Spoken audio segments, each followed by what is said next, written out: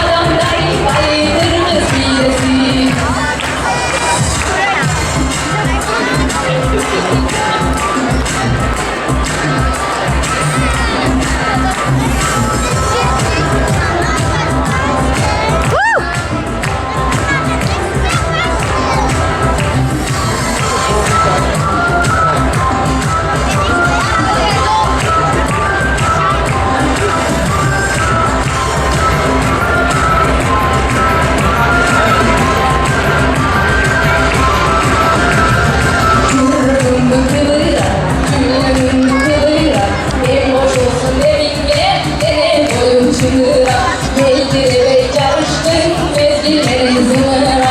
Asfaltlarımız bilesin, arolantı büyüsün. Deniz yolun bulutları, cerge butun bilesin. Bayka kuran adamları, balıklarımız bilesin. Hey!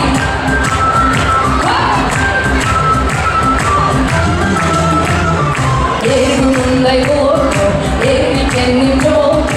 Yer şarkı bilese, gel gönül oldu. Son kalan bir yese, topu dağlı oldu. Cansın zırdasın, cevap kılıçtırmasın. Yargılanan cılız bir yaş omuzlu buradasın. Hırs bulup kırmızı bir öntüm attı içindasın. Asfaltlarımız bilesin, arolantı büyümesin. Cengiz olun bulutları, cerge butun bilesin. Bayka kuran adamlar. Hey, balıklarımız bilesin.